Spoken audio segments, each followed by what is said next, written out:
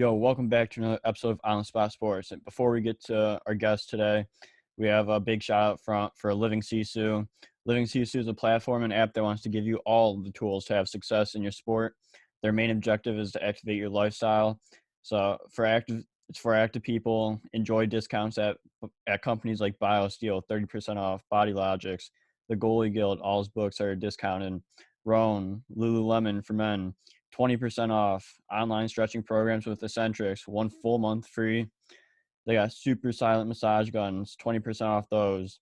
And it's a great quality. It's way less expensive than a Theragun, and it's great quality. So there's so many more discounts that you guys will need to just become a member to see. So they want to provide you with anything you need for success. So come join the community. I'm a part of it. A bunch of other athletes are a part of it. So it's free to join. It takes 20 seconds to get exclusive offers to your sport, and it's definitely worth it. So do us a huge favor and go sign up for Living Sisu's membership. It's free, takes 20 seconds. So go do it, and we'll see you there. Living Sisu is a great company. We know one of the co-founders, Zach Fricali. He's a great guy. He's the co-founder. He does a lot of live streams on Instagram at Living Sisu, and with a bunch of elite athletes, and you learn a lot from like the athletes' determination, their resiliency, everything to what made them become successful. So it's been a great experience so far. So go on. I'm gonna leave the link in the description. So go sign up. Welcome back to another episode of On the Spot Sports. I'm Jack, and in today's episode, we are joined by a very special guest, professional hockey player Scott Savage. Scott most recently played in the East Coast Hockey League with the Indy Fuel. Scott has played in the American Hockey League with the Cleveland Monsters and the Milwaukee Admirals while playing in the ECHL for the Indy Fuel, Maine Mariners, and the Jacksonville Icemen throughout his pro career. He spent his junior hockey days in the United States Hockey League and the U-Show with the U.S. National Development Program team throughout his time in juniors, and played 4 years of NCAA Division I college hockey with Boston College. So this is going to be a fun episode, Scott. So welcome to the show, Scott Savage. Hey, thanks for having me on. Yeah, no problem. So how have you been? Like the past couple of weeks have been crazy, but how have you been besides that? I've been pretty good. As you know, I've been having to sit this year out due to a knee injury that I sustained 16 games into the season last year. I'm about coming up on a year since my injury. So it's just been a grind, with PT and trying to get back in the swing of things. But I'm just staying positive, and things are starting to turn around here. Yeah, absolutely. It's well, how's like recovery going for you and everything? Like just like the mental drain that it probably has on you, and you just got to stay positive whenever you can. Yeah, it's been probably the longest I've ever not been on skates. My injury happened in February of last year, and so we're coming up on a year of me not being in gear at all, which has been a challenge. But I think I'm handling it pretty well. Staying positive. My second surgery was back in June, and things are going better. I'm hoping to be in skates the next month or so, and then hopefully be ready to hit the summer, play some roller hockey, which is kind of my usual summer activity, and then get ready for next year's ice season, hopefully.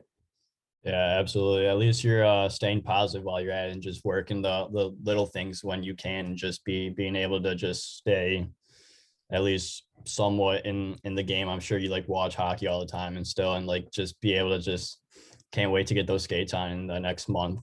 Yeah, definitely.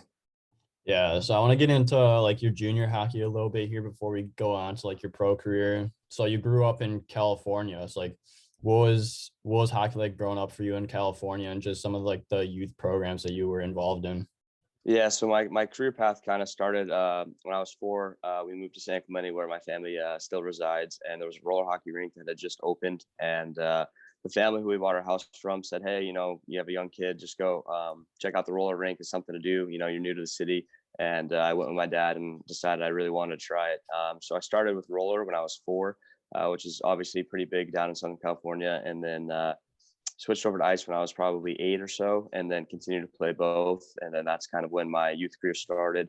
And then I spent the majority of my youth career with the LA Selects. We had a pretty pretty good core of players like Eric Comrie, Chase DeLeo, Trevor Moore. A lot of guys still playing now, which is cool to see. So that's where I spent all of my youth career down here in Southern California. And then after that, that's when I went to the U.S. program. Yeah, absolutely. Like, what's it been like to play roller hockey from the age of 4, and just because you probably get into it every year, every summer, and so like, what's it been like just putting on the rollerblades and just being able to take some time off from the ice and just focus on like roller for a little bit? Yeah, it's really fun. Obviously, this is where I started, so I've always loved roller hockey. I think it's great for your game. I always feel like I have my best training camps and starts the year when I'm able to play a summer of roller if I'm healthy. Yeah, so every summer there's usually about 3 major tournaments that a lot of guys that play ice also play in, and there's also some guys that just play roller. But I think it's huge. I think it's just a good way to stay active over the summer, kind of have a mental break from ice. Sorry, and yeah, it's a lot of it's 4-on-4, no checking really, a lot of time with the puck. It's really good for your creativity and offensive stuff, habits, and it's also just a really fun time. Those tournaments are great. A lot of good hockey. There's cash prizes, and it's really fun. Yeah, it's like, what are some of the biggest things that you notice that transition well from going to roller and playing and going to ice? Like, what are some of the skills that translate over? I think just all the stuff with the puck. I think my vision, I credit a lot to roller just because you have so much more time with it. It's all possession. There's really Yeah.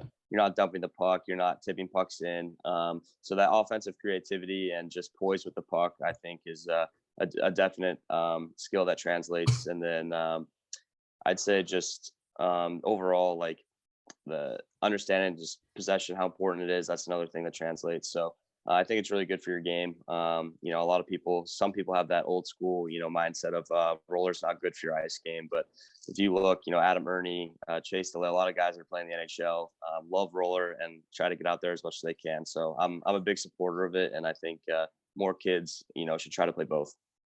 Yeah, absolutely. Like during like the pandemic, like last year when everything was shut down, like since the rinks were shut down, like I was like, why not get in a roller? And like you definitely do notice like the skill and like how like it's just a possession game in roller, because like you have the puck a lot more than you would on the ice. You have a lot more time and everything, and just it's a whole different game, but a lot of the things translate onto the ice. Definitely. Yeah, so then you begin your junior career in 2011, where you played in the USHL for the U.S. National Development Junior Team throughout your junior hockey career. So, like, what was the process like to join the USNTDP team? Yeah, so growing up, you have the select festivals. I think that's what they're still called. So yeah, you just make it to national camp if you're fortunate enough to do that, and that's kind of where the recruitment process begins. And then I got invited to the top 40 camp. That's what it was called when I was going through the process back then, and was fortunate to get a spot on the team. It's obviously a big adjustment. You're moving away from your family, your junior year of high school, and living with the host family, which was a really cool experience. And then obviously everything that you get to go through at the U.S. program really gets you ready for the next step, whether it's college or major junior. Yeah, I'm super thankful and fortunate to have been able to be a part of that. Yeah, so like, what's that transition going from like leaving like your parents in junior year of high school, like you said, and going to a host family, a billet family, and just being able to adjust living with new people and just being able to have that own time, because you're literally at the rink, and some people go to school during that time, but a lot of time you're just spending it at the rink. Yeah, I think it was a big adjustment. Obviously, you kind of had to grow up fast. You're leaving your friend groups that you've been with, your whole childhood, things like that. But at the same time, you're going through it with your entire team. Everyone's in the same situation. A couple players have their families. If they're close, they move, or there's situations like that. But Yeah. for the most part, most of your team's going through exactly what you are, and I think it really allows you to come close together right away, just because it's those your buddies. That's all. You don't really know anyone else at the school, things like that. So it forces you to kind of gel and come together really quickly, and then it was also just really exciting to be able to be on the ice every day with a lot of the top players in the country. The practices, everything is kind of just elevated, so it forces you to get better quick, and it's a really it was a great experience. Yeah, absolutely. And like, you build that bond really quick, because like you said, you're with people you don't know, and like your teammates now, and like especially with like your host family, like they've been through the process probably tons of other times, so they know how to like bring you in and adjust to all that. So like you have like that experience, and then you're just on the ice playing the game that you love the rest of the time. Yep, absolutely. So like what was the biggest thing you learned throughout like the select camps going into the national development team and just being able to just learn off like the best guys in the country? Yeah, I think for me it was kind of just, everyone's trying to, not everyone, but a lot of people, obviously your goal is to make that team. And I think it was just trying to, in the select festival, it's kind of just like an all-star camp and you're thrown on a team. And for me, it was just, how can I impact the game? Every game that I play, how can I put my identity and my mark on the game? So I just went into the games at the select camps with a goal in mind of leaving a positive mark, impacting the game in a positive way, and doing what I do the best, not trying to become a player that I wasn't. Just for me, it was just a strong two-way defenseman. So I wasn't trying to do too much with the puck. Just sticking to what got me to that point, and then continuing to play like that through the camp. And I think that's what helped me make the team. Yeah, so like for those that don't know, like you're on the U.S. National Development Program team, and like you're playing the USHL. So like, what's like that like? Because do you just play like all the other teams in the USAHL, or like how does that work? Yeah, so there's two teams. There's the under 17 team and the under 18 team, and you split the USHL schedule. So I don't know, you probably play 35, 40 USHL games, and then the rest of your schedule, your U17 years international tournaments. So those are super fun. Obviously getting to travel the world and play against other countries representing USA. It was also one of the best parts about playing there. And then your second year, it's USHL games, and then you also get to play college exhibition games. And I think that's one of the best parts about playing for the program, is that you are the select freshmen that get to go into college having played college games. So I think those are two really unique parts about getting to play for them, the international play, and then your second year, those college games really help you kind of grow as a player. Obviously, you're 18-year-olds playing 20, 24-year-old guys that have been in college for a couple of years. So I think that definitely gave me, or all of us, an advantage going into that freshman year. Kind of having played in college buildings, we got to play Michigan, North Dakota, a lot of top schools. So it definitely made my freshman year a little bit easier at Boston College. Yeah, so like when you're traveling around the world, around the country, like what was some of the favorite places that you went to, and just the honor of having that U.S. jersey on? Yeah, we our first tournament, my 17 year, was in Russia. So that was obviously quite a trip from Ann Arbor to Russia. It was, the long flights, long bus Yeah. rides, and obviously it wasn't the most ideal. We were in a small city in Russia, so food, things like that, weren't what we were used to. But it was to start the year off with a trip to Russia really brought our team close together. With all the travel, things like that. We were in a kind of a funny hotel, so just a lot of funny memories came from it, and we were able to win. So it really set the tone for that team for the rest of our time there together. Yeah, it sounds like a lot of fun. Like you make a lot of memories with the boys, with the team, with everyone, and just like you get to enjoy places that you probably would never see if it wasn't for the game of hockey. Yeah, exactly. So like what's the transition like when you go to play like USHL games, and then you go into like these international tournaments and then play these college exhibition games? Like is it just like the same mindset every time, or do you just take every like league differently, I guess you could say? No, I think we just try to play our brand of hockey. You know what I mean? I don't think anything changes. I think the only thing that's different is, maybe the pace. It's kind of like going from midgets to juniors, or Yeah. juniors to college, and then college to pro. As you're moving up, everyone's older, everyone's stronger, everyone's faster, things happen quicker. So it's just kind of getting your mind ready, when you're walking into a college barn, that, hey, this is going to be, a fast game. These guys are going to be stronger.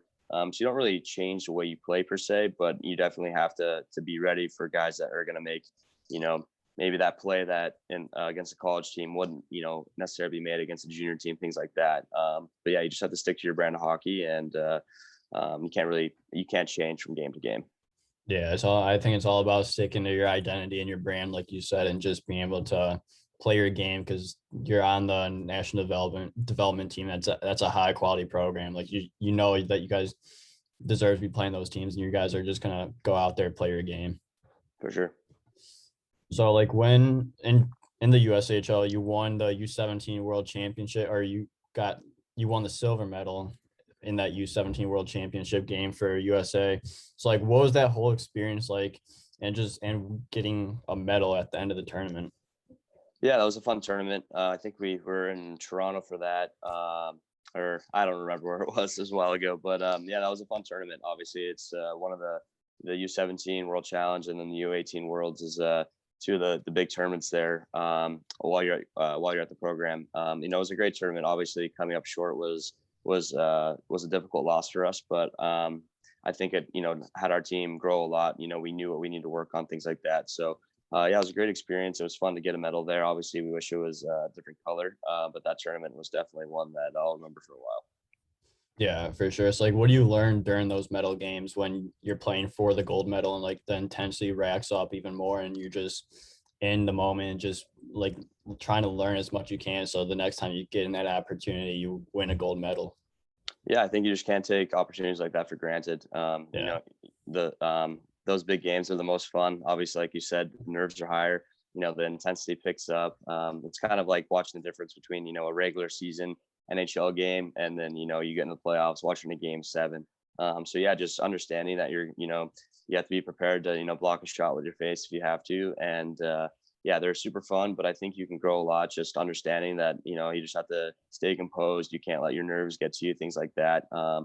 So yeah, no, it definitely helped like playing in those gold medal games. Definitely helped, you know, get me ready for college, you know, playing in the Frozen Four on, you know, or the Bean Pot. Those are big stages, and getting to do that in juniors definitely helped me going into college, you know, be prepared. Yeah. So like, how do you recover during those games when like your bodies are taking a beating, like during playoff games, like game sevens, just like that. And like, you're just putting your body in front of the puck every single time for the team. Yeah, it's just that's the price you pay, obviously, to win Yeah. championships. You know, it's just one of those things where it's going to hurt momentarily, but you know, if you win a championship, it's something you remember for the rest of your life. So, you know, it's all worth it. You know, adrenaline's going, so you know, you block a shot, it, you know, it might hurt a little bit, but you just carry on with the play, and then the next day, you make sure you take care of yourself and get ready to go again. Yeah, absolutely. It's like throughout like your national development team experience, like what has been some of your favorite parts about being on the team and being able to take your game to the next level? Yeah, I think all the resources that they give you there with the video, the off ice training, you know, like I said, playing those college games, you just have so many resources at your hand, and as long as you use them properly, you know, it really turns you into a player that's ready for the next level. So obviously, just all the resources that we had, the off ice training, you know, a lot of people that play through, you know, have their 2 years there, really, you know, get a lot stronger, you know, with all the workouts, things like that, all the skating, you know, working with the skating coach there, things like that. So all the resources that you get, you know, obviously you're super fortunate. They do a lot for you. And if you take advantage of them, like I said, you're just ready to go to the next level once you're done with your second year. Yeah, and it's just like being a student of the game. Like even now, like you still learn like every day, every game, every practice, every game you watch on TV. Like you could learn new things and just like what's the importance of like being a student of the game and just being able to learn something new every day to help develop your game even further.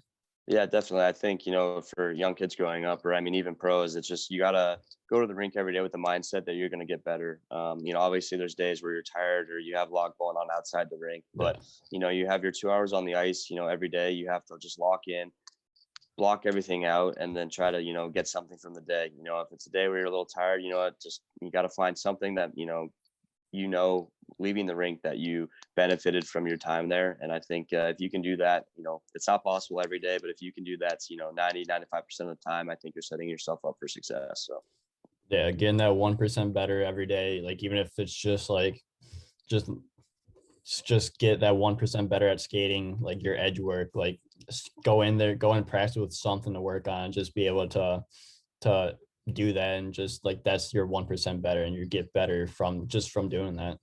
for sure. So then you go into NCAA Division I college hockey with Boston College. Like, what was the process like to pick BC as your school and play there for 4 years? Yeah, for me, I went to a youth tournament in Boston when I was younger, and I really fell in love with the city. And I thought, you know, if I'm fortunate enough to have a chance to play college hockey here someday, I would love to. I was never really destined for major junior. I knew I wanted to go to school and get my degree. So I was fortunate to kind of narrow it down to BC or BU, and I toured both schools in the same day, and I fell in love with BC.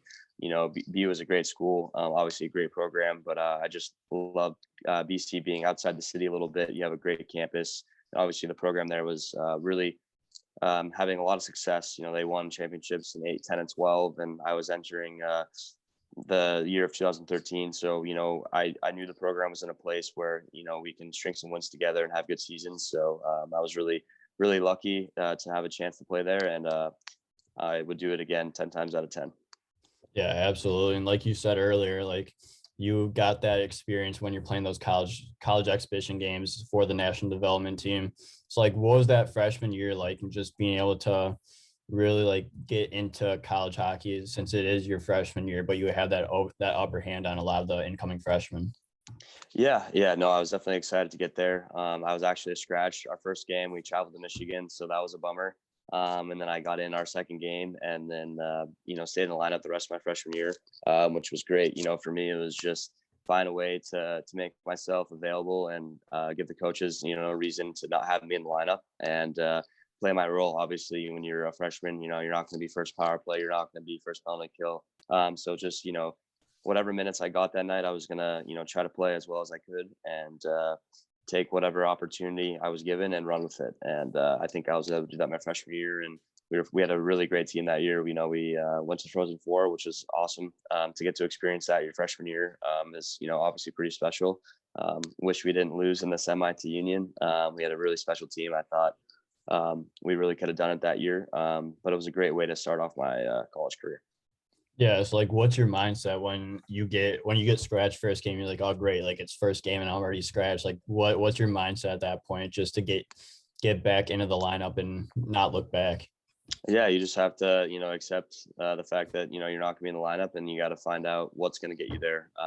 It's easy to make excuses. Oh, I'm a freshman, or this guy shouldn't be in, or I'm better than this player. That's just the wrong way to look at things. Obviously, we'll talk about pro later, but I've spent many a times in the American League up in the stands. But you can't have a woe is me attitude. You have to say, okay, well, what am I doing wrong? Well, how can I make myself better and make it so the GM or the staff has every reason to put me in the lineup, and that's what I did. So as soon as I got in my first college game, I played great and was able to lock myself in. Yeah, absolutely. It's like, would you say that was like one of the things you learned is like find ways to get yourself in and just be able to just find ways to work your way into the lineup and be consistent and stay in there?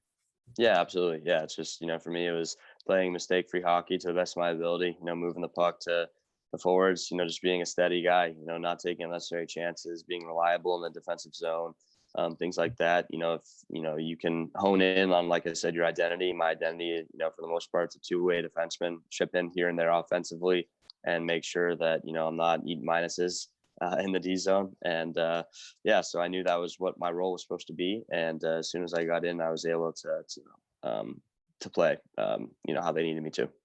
Yeah, absolutely. So like you said, you said earlier, like you guys lost in the semifinals to Unions. Like what did you learn during those games going into the playoffs and just being able, since it is a different game from juniors and going into college, and just being able to just find ways to win, and especially with college hockey, like it could go either way. Yeah, for sure. I think the Beanpot is in February, so we were able to win the Beanpot back in February, and that was like our first, my first Beanpot. Obviously playing in sold out TD Garden in the final, and I actually had a horrible Beanpot final. I didn't play much of the third. I just had some weird. I had a turnover for a goal against, and then just kind of wasn't really playing great. So that was. It was great that we won, but deep down personally, I knew that I needed to do better. So that was a good learning experience. Super happy that we were able to win the game, obviously. But I took a lot from that. And then going into the Frozen Four, I thought, I played on a big stage before, and I played great in our game against Union. So I was really happy with kind of adjusting to going from the Beanpot, which is the biggest stage in college that I played on, to the Frozen Four, and was fortunate to play well and kind of understood that, hey, this is my chance to redeem myself on the big stage. And I played had a much better game. Yeah, absolutely. And you gotta get off the ice whenever you're about to take a dash, so you don't take that dash. Yeah. Yeah, so then you go into your second year. It's like, what was that adjustment going from freshman year to sophomore year and just having that little more experience and that more confidence in your game? Yeah, I was kind of had a little bit of a sophomore slump. Our team, we didn't make the tournament. No, sorry, we got bounced in the first round of the tournament that year. It was kind of a down year for us, unfortunately.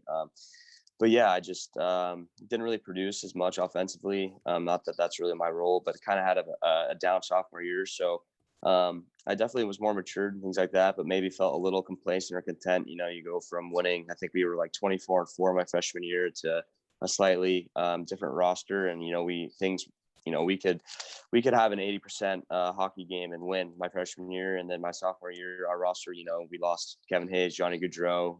Those were key Yeah. players for us. So it was one of those things where I think I was a little complacent with, where I was at. So I just had to kind of reset after that sophomore year, and then went into junior year and had a much better season, kind of returned back to where I should have been. So. Yeah. So like, what do you do during that sophomore slump? And like, you should be getting those points, but nothing's happening. Like, is it just about keeping that positive mindset and just saying that things are going to get better? Yeah, definitely. It's just, analyzing your game, watching video, kind of trying to be as, look outside in perspective as you can, and saying, okay, I know this is where I can be. You can't get down on yourself. Obviously, you have to be realistic, and you have to be, Yeah. you can't sugarcoat things for yourself and make excuses. But at the same time, things aren't always going to go your way. You're going to have injuries, or you're going to hit the post, or you're going to have an open, a back door, and the goalie's going to make some crazy paddle save on you. Things like that are going to happen. It's just how you adjust to your mistakes, and how you can, turn things around. The quicker you can do it, the better you get at resetting that, your mindset, and kind of understanding that you can move things in the right direction. I think that definitely is a way to, bounce back when you're in a slump or things like that. Yeah, absolutely. So then you go into your junior year, and like this is where like you play 40, 41 games and you're getting like 18, and then you jump to 29 points in 2 seasons. Like, what was it like that junior year and just being able to come off that sophomore slump and start producing again and being able to help the team win some games? Yeah, it was good. I think, you know, sophomore year, I was still playing behind guys like Noah Hannafin. We had a very good Yeah. decor the whole time I was at school. But junior year, as you're getting older, you kind of step into bigger roles. Maybe a little bit of time on the second power play, things like that. So it was nice to see my production kind of have an uptick there. And then we obviously had another special team. We came up short again in the Frozen Four, but we were able to win a bean pot. Alex Tuck had the game winner against BU, and that's probably one of my favorite. It was in overtime. It's probably one of my favorite games while being at BC. Was that Beanpot final. But yeah, it was nice to kind of have a bounce back season. And then my senior year, I was finally the guy on the back end. You know what I mean? I was playing Yeah. behind and with Ian McCosh and Steven Santini, Mike Matheson, Noah Hannafin. All sorts of stellar college defensemen at BC. It's like kind of like playing football at Alabama. You're going to be with some of the best players in the country.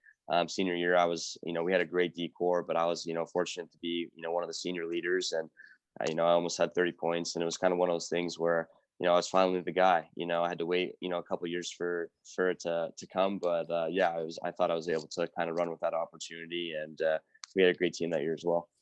Yeah, that's awesome. Like, what do you learn from like guys like Noah Hannafin, Alex Talk? Like, they're like, I'm pretty sure that they're going to the National League after that. Like, what do you learn from top guys like that makes your game better? Yeah, it's awesome getting to practice and play with those guys. It's similar to being at the U.S. program, or any top college program. You're going to be with all sorts of exceptional players, and it's just watching their practice habits, how they take care of themselves off the ice. Asking them questions on the bench, picking apart their game.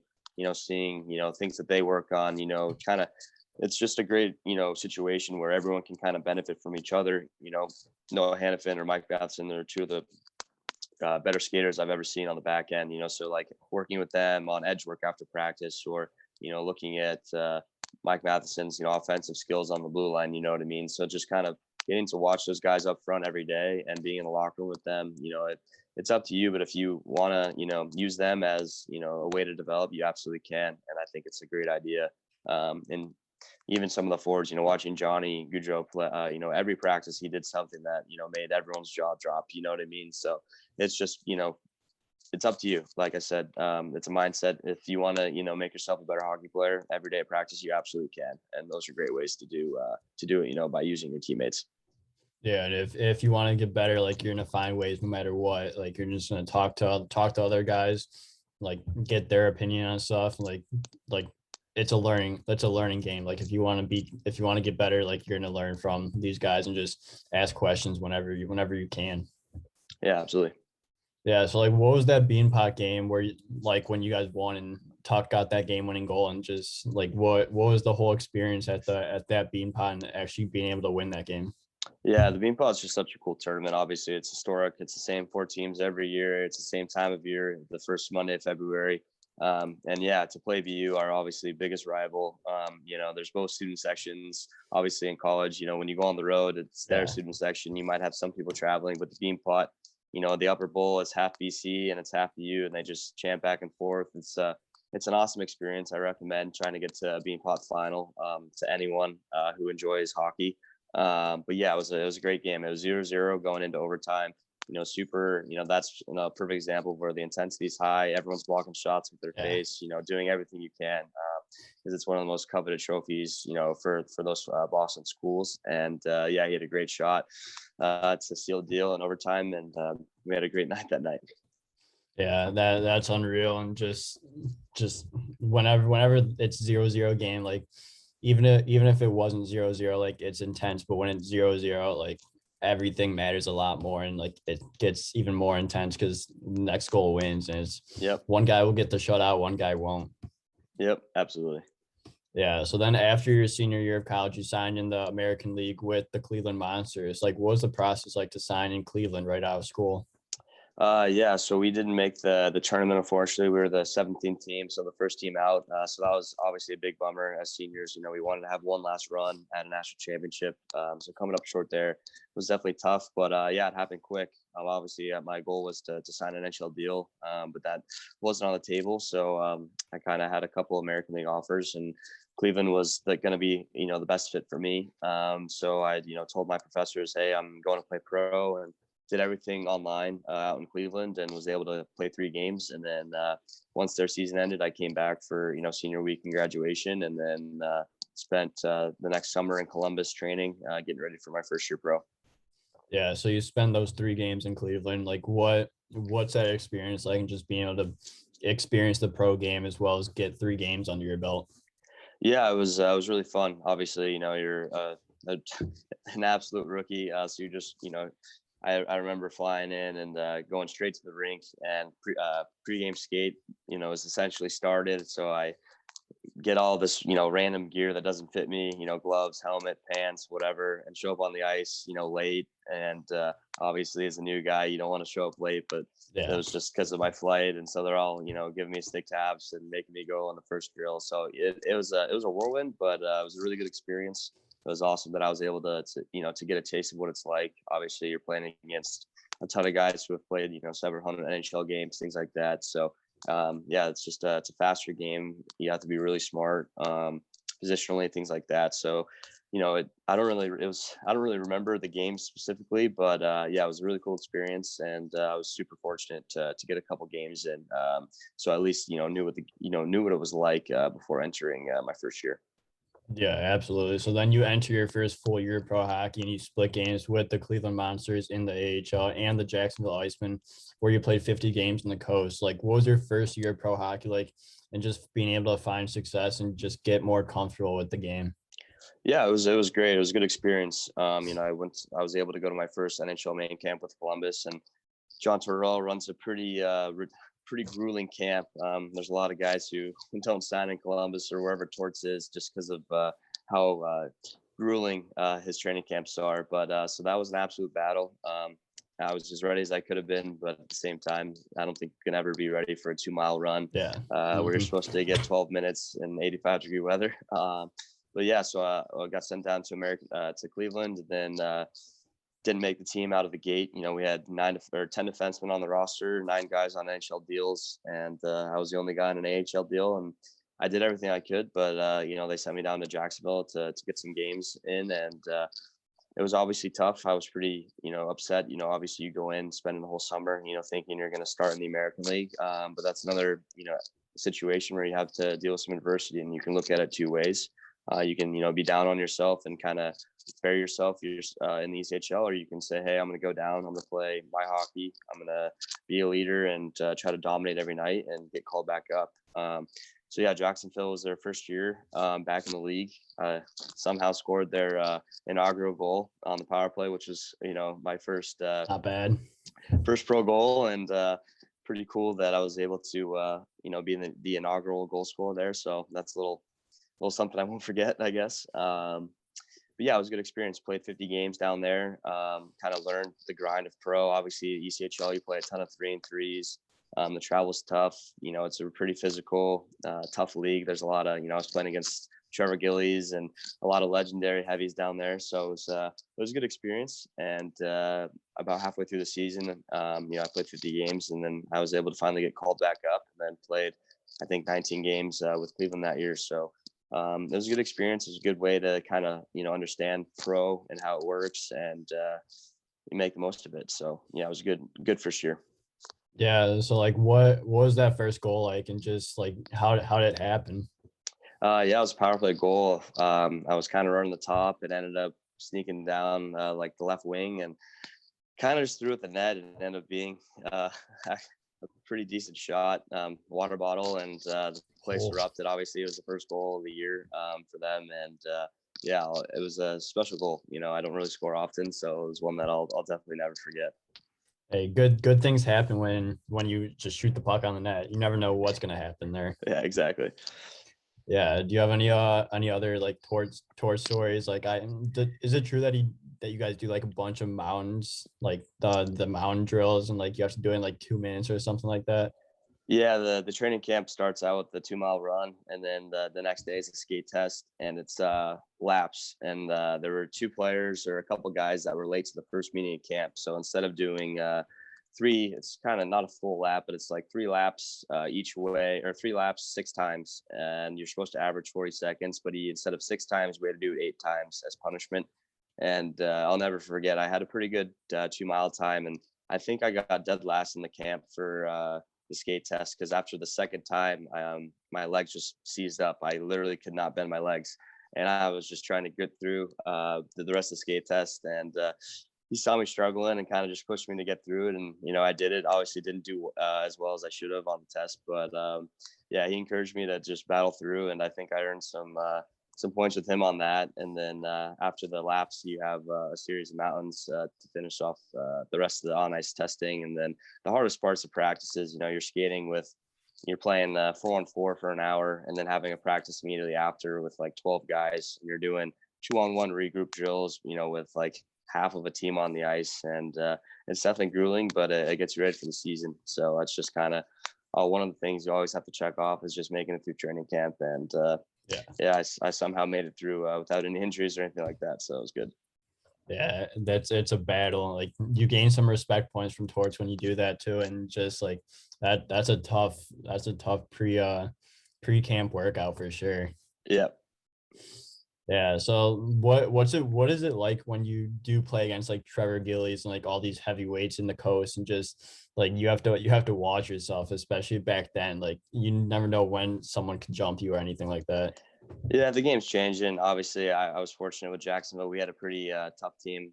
Garrett Hunt, who I think led the ECHL in fights and career penalty minutes, was our captain. Had Emerson Clark, his brother Everett Clark. We had a pretty tough team. So as a first year pro, I felt pretty safe out there with those guys around. But yeah, you just got to have your head on a swivel. Obviously, you can't be an idiot and take liberties out there. You're gonna have to answer the bell. So yeah, no, it was definitely intimidating lining up next to Trevor Gillies, who's grunting, and as soon as the puck drops, he lets out a couple yells, and he's coming to run you through the glass. But yeah, you just gotta have your head on a swivel, and put yourself in safe spots going back for pucks. Yeah, absolutely. So like, would you say like that was like your biggest like welcome to pro moment, when you're just out here facing all these heavyweights and you have to keep your head on a swivel? Yeah, definitely. Yeah, our first game in Jacksonville, I think, it was a 5-4 game. We lost in overtime. There were like 3 fights, a lot of big hits. It was definitely, yeah, a welcome to pro moment for sure. Yeah, absolutely. It's like the following year after your season in Jacksonville and Cleveland, you signed in the ECHL with the Maine Mariners, where you also became an assistant captain for 2 years there when you stayed there. So, like, what was it like playing in a newly founded Maine Mariners team? Yeah, it was really cool. Obviously, Portland's a great city.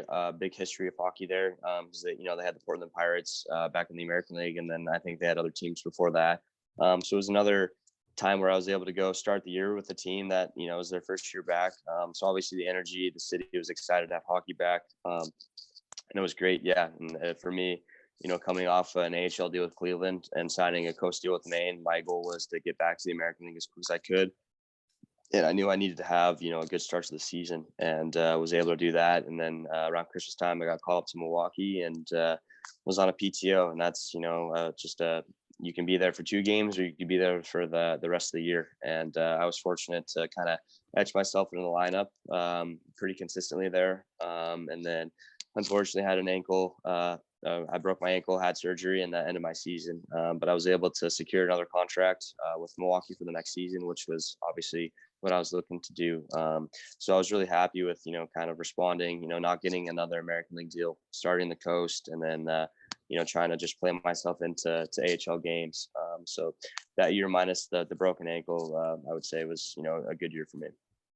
Yeah, absolutely. And like, what are the Maine Mariners fans like? Because I've heard nothing but good things about them, especially like you go from going from Jacksonville, where it's their first year, and then you go to Maine, where it's their first year. Like, what's it like just being with the fans and just seeing how much energy they have after the first year of Maine Mariners hockey?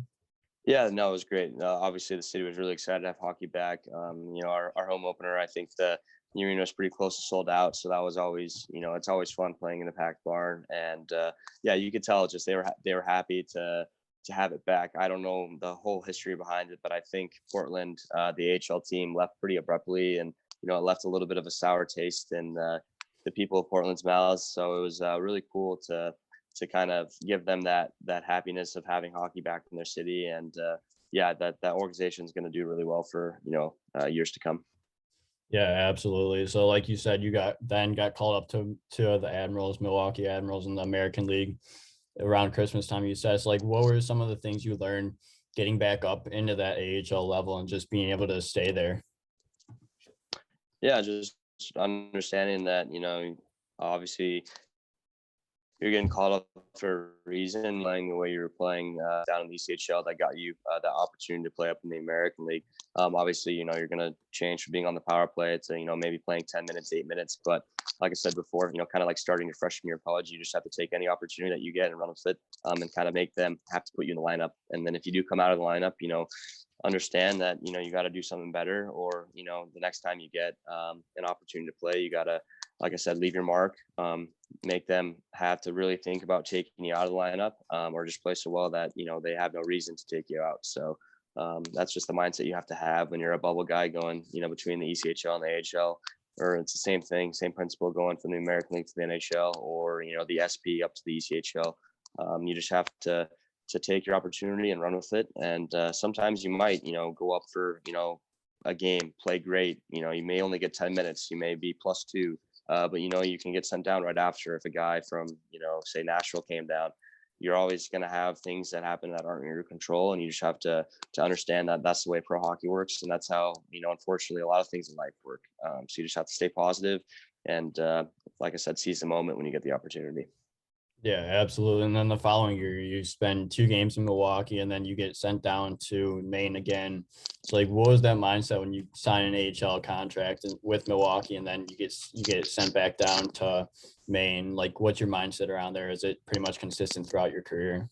Yeah, it's the same thing. It's just you got to handle adversity. Obviously, it's hard. There are days where you're down on yourself, and it's like, why am I getting sent down, or why is this guy up instead of me? But yeah, I've unfortunately had to experience a lot of adversity. A lot of guys do in pro, and it's just trying to, like I said, stay positive, understand, what you got to do better, and when the time does come for you to get called back up, seize the moment, and like I said, make it hard for them to take you out of the lineup.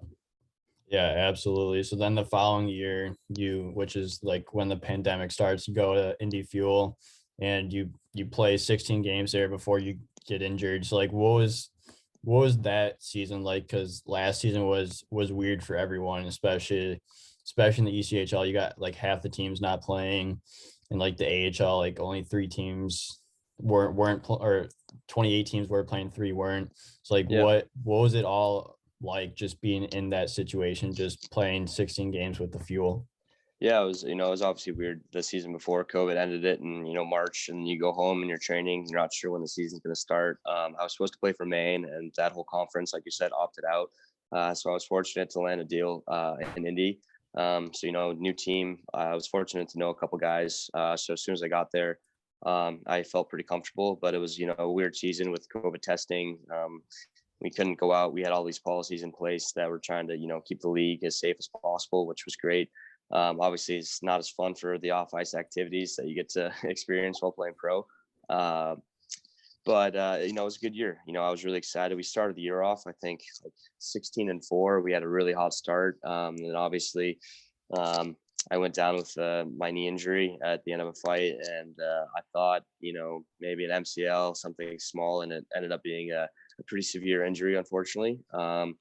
So yeah, it's just that was the start of probably the biggest adversity I faced so far as a hockey player. And like I said, when we first got on, I'm just trying to stay positive, handle my PT and my training to the best of my ability, and hope I can put myself in a spot to play pro again. Yeah, absolutely. So like what was it like playing a game for the first time in like 9 months before when you did get that first game in Indy, and just being able to just play the game again, especially after that long off season? Yeah, it was fun. Everyone was excited. You could tell, you could feel it in the room because everyone was in the same boat. So it was great. That Indy's a great rink, great atmosphere. It was limited capacity for fans to start that season. So it wasn't as rocking as you would have liked as a player, but it was just nice. It was refreshing. It was a long time coming. So yeah, I think we started in December that year. So it was definitely a long time, but it's just everyone was excited. You felt like normalcy had returned a little bit. Obviously, back then we didn't know how long this COVID situation was going to Yeah. last. It's obviously found its way into this year as well. But that's just the way things are right now. So we were all just fortunate to be able to play that year. Yeah, absolutely. It's like what is the atmosphere like playing at the Indiana Farmers Coliseum in Indy? And like you wouldn't expect Indy to be a great fan base, but it's actually a really good fan base. Yeah. Indy's a great city.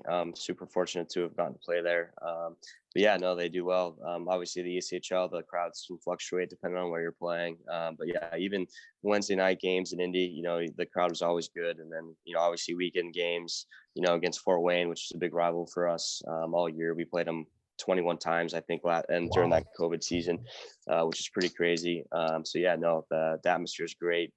They treat the players really well there. So I was definitely fortunate to have gotten to play there.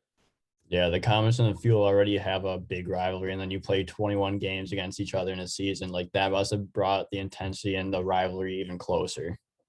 Yeah, absolutely. Yeah, I only played them one time because then I got hurt, but I watched a lot of games during that season, and yeah, definitely, they ended up winning it all that year. They were a great team, but it was hard to watch, every night. Definitely missed being able to play. Yeah, absolutely. So to finish things off here, I have a few more questions for you, Scott. So, do you have any tips for hockey players looking to get to that next level? Yeah, I think depends on where you're at and things like that, but just making sure every game you leave your mark. And I think the biggest thing is if you're a stay-at-home defenseman, you need to master your craft of being a stay-at-home defenseman. Work on clearing the puck on the penalty kill, or working on one-on-ones, things like that. Getting having good pins. It's just whatever your identity is, whether you're an offensive guy, a two-way guy, or same thing goes for forwards. Every game, if there's scouts in the building, whatever, you want to make sure you leave your mark, and everyone in the building understands what your job is, and try to do it as consistently as you can. Yeah, absolutely. I love that tip. Next question is, what's your favorite pump up song? Like you're trying to get a lift in, trying to go through it like your PT. Like, what are you listening to? Honestly, right now, the Champ by Ghostface Killa has been a go-to for me. It was my fantasy football draft song, and I kind of just have been using it in the gym as well. Yeah, whatever works for you works, and you just got to get everything going after that. Yeah. Yeah, and then my final question is, what's been your favorite barn to play in the ECHL and then the AHL? That's a good question. Let's see. ECHL, trying to think. It's a good question. Where was fun? Let's see. I'm trying to think between Maine and Jacksonville, because the Indy year, obviously we didn't have fans. Honestly, Orlando was a really fun place to play because you're playing in, I think it's called the Maui Arena. I don't know. It's where was that the Jazz? No. Yeah, I think the Jazz play there. Yeah, they play there. It's a sick arena. It's just super nice. The locker rooms are awesome. Showers are like 10 feet tall for the basketball guys. So that was a great spot to play. And then honestly, in the AHL, playing Cleveland on a weekend is unbelievable. You're sharing an arena with the Cavs. They can pull like 10,000 people for a Saturday game sometimes. So I'd say honestly, home games in Cleveland on the weekend were super fun to play in the American League.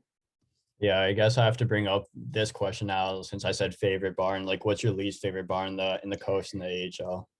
Um, so South Carolina and the ECHL is pretty dark. It's just a little bit of a different. It's a challenge to play there, and obviously SoCo is really good.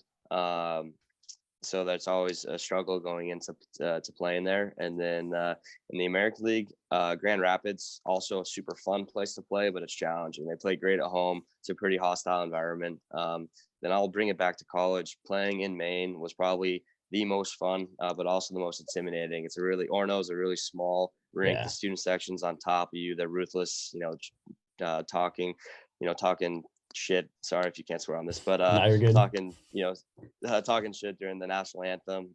So Maine was definitely one of my favorite places to play in college. Yeah, that's unreal. So, Scott, thank you so much for coming on the show. I really appreciate your time, and I want to wish you the best of luck going forward with your career and coming back from that injury.